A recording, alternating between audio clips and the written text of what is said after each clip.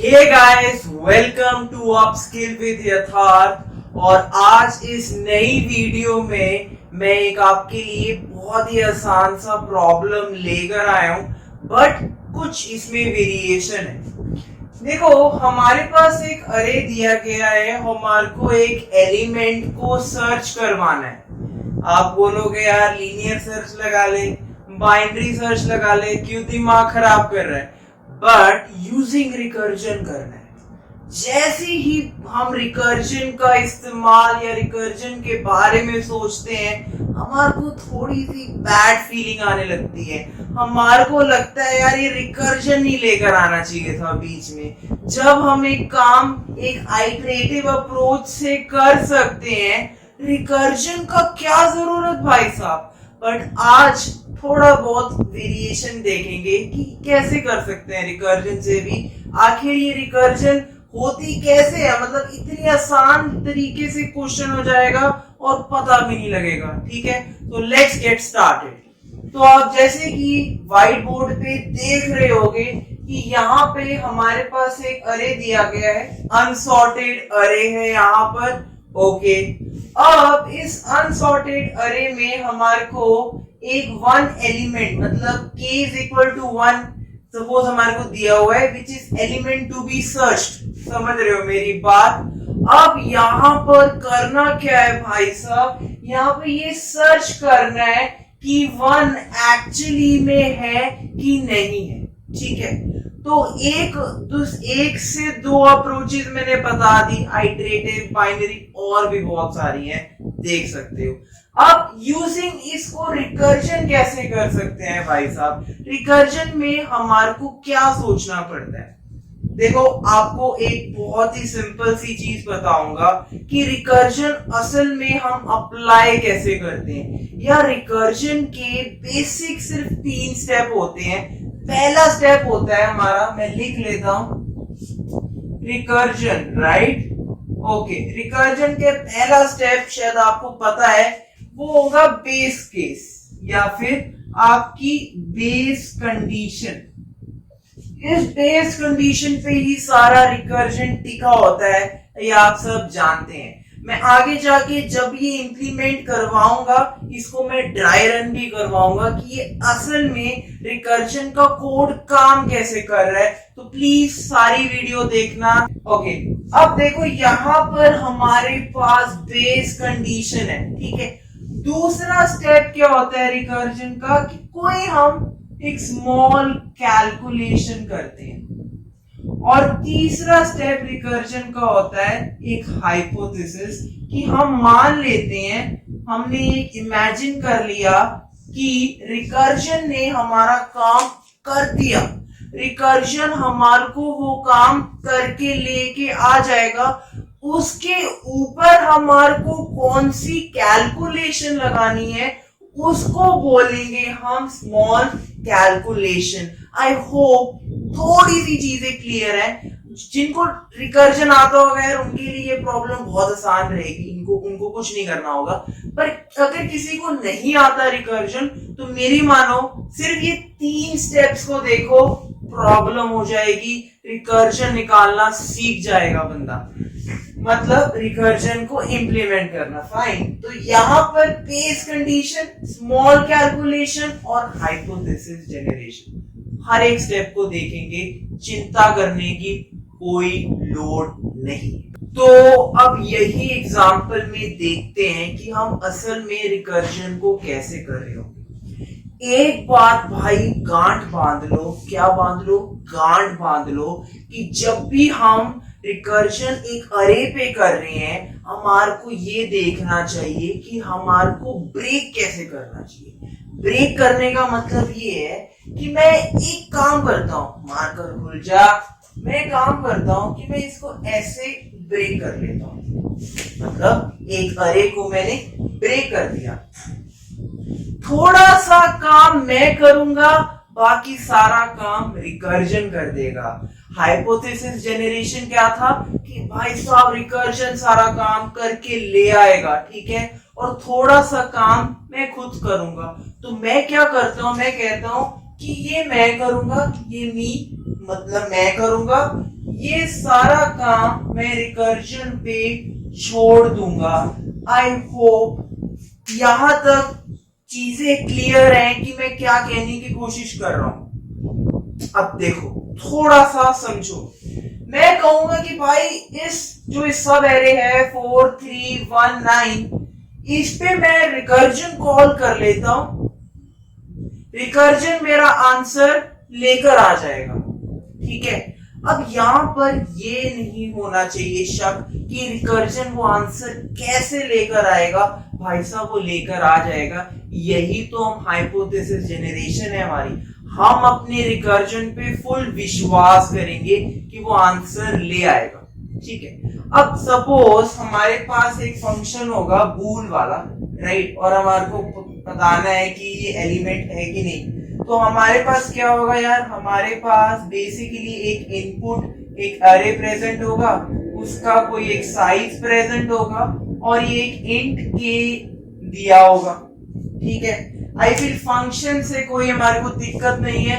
एक अरे दे रखा है, एक एन दे रखा है, क्योंकि अरे है तो उसका साइज भी दे रखा होगा और साथ ही साथ हमको के भी दे रखा है। वो के क्या है कि सपोज अगर के 5 है तो क्या ये 5 अरे में प्रेजेंट है कि नहीं, ये क्लियर है। ठीक है, अब आ जाते हैं बारी में बेस कंडीशन। बेस कंडीशन बात की बात है, मैं अभी आपको समझाऊंगा कि ये हो कैसे रहा है, मतलब क्या सोच सकते हैं यार। देख हम ये सोच सकते हैं 4319 पे हम रिकर्जन कॉल कर लेते हैं और k की वैल्यू मेरी 1 है।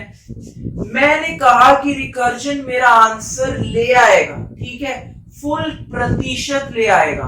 तो क्योंकि 1 यहां पर प्रेजेंट है, मेरा ये रिकर्जन मेरे को रिटर्न कर देगा ट्रू। आई होप यहां तक बात क्लियर है। और मैं कुछ इस रिकर्जन के रिजल्ट को एक वेरिएबल में स्टोर करवा लूंगा। ठीक है, और क्या मैं उस वेरिएबल को सीधा फंक्शन के थ्रू रिटर्न कर दूंगा? थोड़ा सा सोचो। मैं अगर एक और एग्जांपल लेता हूं, मैं सपोज एक अरे ऐसे लेता हूं, राइट, ठीक है, मैंने इसको ब्रेक किया, k की वैल्यू मेरी 4 है, बताओ 4 को सर्च करना है। मैं यहाँ पे बोलूंगा कि जा भाई रिकर्जन, मैंने इस सब एरे को रिकर्जन के हाथों में दे दिया, जा भाई मेरे लिए आंसर ले आ, वो ले आएगा। इसके हिसाब से, रिकर्जन के हिसाब से 4 तो इस सब एरे में है ही नहीं। इसका क्या मतलब है? इसका ये मतलब है कि ये हमारे को फॉल्स रिटर्न करेगा। भाई रिकर्जन पे कोई मतलब शंका नहीं होनी चाहिए, ठीक है ना, मतलब क्या कहते हैं शंका का मतलब फुल फेथ होना चाहिए रिकर्जन के ऊपर। ठीक है, तो ये फॉल्स ले आएगा। और हमने अभी देखा ऊपर वाली प्रॉब्लम से कि ये तो ट्रू ला रहा है, हम इसको सीधा ही रिटर्न कर देंगे जो भी जिस वेरिएबल में स्टोर करवा लेंगे। बट अगर हम इसको सीधा रिटर्न कर देंगे तो हमारा फंक्शन गलत हो जाएगा, क्योंकि एक्चुअली अरे में 4 प्रेजेंट था। इसका मतलब हमारे को कुछ एक कैलकुलेशन अपने आप से करनी पड़ेगी। आ गई वो चीज कि खुद हम कैलकुलेशन अपने आप से करेंगे कि क्या वो एलिमेंट हमारा फर्स्ट इंडेक्स पे प्रेजेंट तो नहीं है। अगर होगा तो फिर हम अपना आंसर उसके अकॉर्डिंग मैनिपुलेट करेंगे। अगर यार होगा तो सीधा रिटर्न ट्रू कर देंगे, भाई फिर कोई ढूंढने की लोड़ ही नहीं थी। ठीक है, अगर नहीं होगा तो क्या बोलेंगे कि जा भाई रिकर्जन अपना आंसर ले आ। अगर नहीं है, मतलब अगर फर्स्ट इंडेक्स पे भी नहीं है तो बाकियों पे इंडेक्सेस पे ढूंढ के ले आ। अगर होगा तो ट्रू रिटर्न कर देंगे, अगर नहीं होगा तो फॉल्स रिटर्न कर देंगे। समझ रहे हो? मतलब दो चीजें, एक स्मॉल कैलकुलेशन जो कि हम करेंगे फर्स्ट इंडेक्स पे, और एक रिकर्जन को बोलेंगे जा हमारे लिए ले आ। अब इसका यार बेस कंडीशन देखेंगे। अब आ जाओ इसकी बेस कंडीशन को देखते हैं भाई। यार बेस कंडीशन क्या होगी भाई? बेस कंडीशन एक ऐसी कंडीशन होती है जब हमारे को एक ऐसी सिचुएशन दी गई और अगर ऐसी सिचुएशन पे और वो फंक्शन करना क्या चाहिए, हम उसके अकॉर्डिंग बेस कंडीशन को ट्रीट करते हैं और उसके अकॉर्डिंग हमारे कोड को फ्रेम करते हैं। ठीक है, कभी कभार यार ऐसा सिनेरियो भी नहीं होता, कभी कभार हम ड्राई रन जब करते हैं तब थोड़ी बेस कंडीशन को हम मैनिपुलेट करते हैं, मतलब थोड़ा इम्प्रोवाइज करते हैं। ये क्वेश्चन काफी सिंपल है, इसलिए यहाँ पे बेस कंडीशन बहुत सिंपल सी है, मेरे पीछे लिखी हुई है, मैं अभी आपको समझाता हूँ। बट कभी भी जब भी यार रिकर्जन की प्रॉब्लम कर रहे हो, मेक श्योर उस कोड को ड्राई रन जरूर करो, ताकि यार इम्प्रोवाइजेशन करने का मौका मिले, क्योंकि एक बारी में ही कोड हम जो लिखे वो सही नहीं होता। ठीक है, बहुत टाइम ऐसा होता है। ठीक है, शायद आपने सही भी लिखा हो, बट स्टिल आ जाओ, ज्यादा टाइम नहीं वेस्ट करेंगे। देखो यार, बेस कंडीशन ये हो सकती है कि भाई अगर साइज ही 0 है, भाई अगर अरे नहीं है, एक अरे में एलिमेंट ही नहीं है, तो जो तुमने वो सर्च करने के लिए एलिमेंट भेजा था वो खाक सर्च करेंगे, घंटा। ठीक है, इसलिए हमारे को क्या करना पड़ेगा, उस टाइम हमारे को रिटर्न फॉल्स करना पड़ेगा।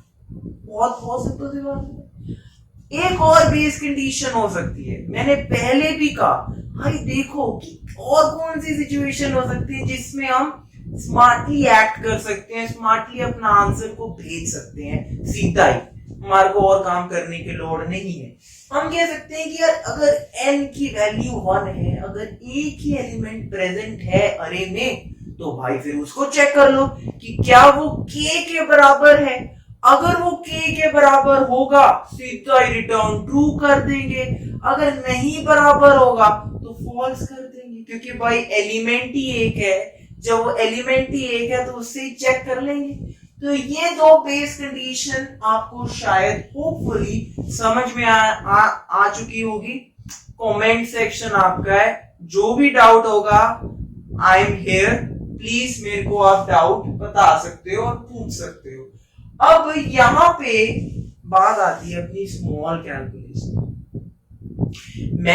हमने एग्जांपल से देखा कि यार हमारे को स्मॉल कैलकुलेशन करवानी पड़ेगी, हमारे को इनपुट 0 वाला केस देखना पड़ेगा कि क्या अगर हमारा एलिमेंट फर्स्ट इंडेक्स पे तो नहीं है प्रेजेंट। ठीक है, तो हम सबसे पहले देखेंगे कि अगर फर्स्ट इंडेक्स पे ही निकला सीधा ट्रू कर देंगे, और नेक्स्ट यार और कोई मतलब और जो एलिमेंट्स बचे हैं उनको देखने की लोड़ ही नहीं है बाबू साहब, क्या करेंगे सीधा ही ट्रू कर देंगे। हमारे को तो सर्च ही करना है, हमको कौन सा कोई ऐसा नक्शा नुक्शा बनाना है कि सर्च करेंगे, आज सारा ही सर्च करेंगे, नहीं। ठीक है, दूसरी चीज, अगर नहीं मिला तो हम रिकर्जन सीखेंगे। रिकर्जन बाबू साहब प्लीज, ये जो मेरा सब एरे जो मेरा रह रहा है उस पे जाओ और उस पे सर्च करके आंसर जो है ले आओ। ठीक है, वो आंसर ले आएगा, मैंने उस आंसर को रिटर्न ही करवा दिया, मैंने उसको कोई एक वेरिएबल में स्टोर नहीं किया। आप चाहो तो आप एक वेरिएबल में स्टोर कर लो पहले और फिर रिटर्न करवा दो उस वेरिएबल, तो वो आपकी मर्जी, आपकी श्रद्धा है, आपने इस क्वेश्चन को कैसे करना है। ठीक है, तो मेरे को लगता है कि इम्प्लीमेंटेशन और इसका कोड सिंपल है, समझ में आ गया होगा।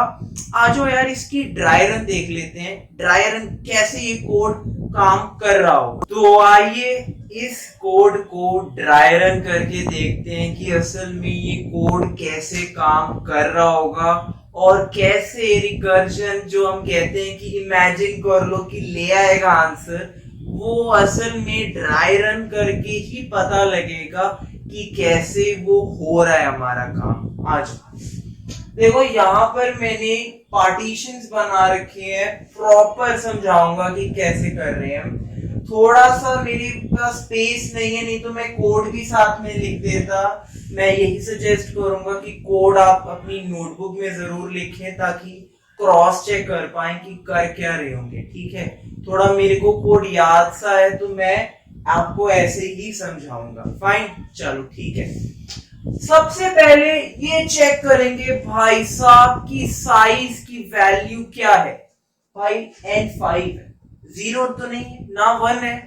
क्या करेंगे, देखेंगे क्या फर्स्ट एलिमेंट हमारा k है 5 और 7। मैच तो नहीं करेंगे। फिर हम क्या करेंगे, हम रिकर्जन कॉल कर देंगे। अच्छा, एक चीज बताना मैं भूल गया था, जब हम अपने रिकर्जन को कॉल करते हैं ना यार, तो मैं वहां पे इनपुट प्लस 1 कर रहा हूं और n-1 कर रहा हूं और k वही भेज रहा हूं। ये मैं आपको थोड़ा बताना भूल गया कि हो क्या रहा है ऐसा काम। देखो, असल में हम कर क्या रहे हैं, असल में आपको पता होना चाहिए कि जब हम अरेज के साथ डील करते हैं तो एक सब एरे को अगर हम पास करवाना चाहते हैं तो हम उसको +1 से इंक्रीमेंट करवा देंगे, क्योंकि कहीं ना कहीं जो अरे का नाम होता है that is the pointer to the first element. ये पता होना चाहिए, शायद पता भी होगा, ठीक है। अब हम क्या कर रहे हैं, हम इनपुट +1 हम एक अपने फंक्शन को दे रहे हैं, ताकि नेक्स्ट टाइम वो फंक्शन फिर से अगर कॉल हो तो उसके पास जो अरे प्रेजेंट होगा वो इनपुट +1 से, मतलब वो बेसिकली 2 3 1 5 प्रेजेंट होगा, 7 को हमने हटा दिया है। आई होप क्लियर है। अच्छा, एक और चीज यार, हम जब भी रिकर्जन कॉल करते हैं ना, हम ऐसे कॉल करते हैं कि हमारे पास अगर ये पूरा फंक्शन था, ठीक है, जो बूल वाला था, उसमें हमारे को एक साइज दे रखा था। अब हम उसको फिर से रिकर्जन में हम एक अरे दे रहे हैं, तो हमारे को नाइंसाफी नहीं करनी चाहिए ना। हम अरे तो उसको 4 साइज का दे रहे हैं और हम अगर फिर से n वही पास करवा दें और n की वैल्यू तो 5 ही है, इसलिए हमारे को n-1 करना पड़ा है यहाँ पे, और k तो फिक्स्ड ही है, k को तो सर्च करना है। तो ये थोड़ा स्टेप मेरे को याद नहीं था, मैं आपको अभी बता दिया। आई होप अब क्लियर हो चुका होगा। अब बेसिकली कर क्या रहे हैं, हमने कहा साइज 0 नहीं है, 1 नहीं है, हाई रिकर्जन कॉल कर दो। हम इस वाले अरे पे आ गए, हमने कहा साइज क्या है, 4 है भाई, 1 भी नहीं है, 0 भी नहीं है, क्या करो, अच्छा 2 और 5 को देखो, क्या 2 मैच कर रहा है 5 के साथ, नहीं कर रहा, फर्स्ट एलिमेंट नहीं कर रहा। फिर से रिकर्जन कॉल करो। अब हम यहाँ पर आ गए, देखो क्या साइज 1 या 0 है, नहीं है। क्या फर्स्ट एलिमेंट मैच करता है के, नहीं कर रहा भाई साहब। अब क्या करेंगे, फिर से रिकर्जन कॉल करो। अब यहाँ पर आ गए, साइज 2 है, 1 भी नहीं है, अब साइज 0 भी नहीं है, और फर्स्ट एलिमेंट हमारा के इक्वल भी नहीं है, फिर से रिकर्जन को कॉल करेंगे। अब इस स्टेप पे साइज 1 आ गया, और हम देखेंगे कि अगर 1 आ गया, क्या ये 1 अगर हमारे पास एक अरे में एलिमेंट एक ही है, क्या वो एलिमेंट के बराबर है? वो हाँ, वो तो के बराबर है। तो क्या करेंगे, हम कोड के हिसाब से, बेस कंडीशन के हिसाब से हम रिटर्न कर देंगे मक्खन।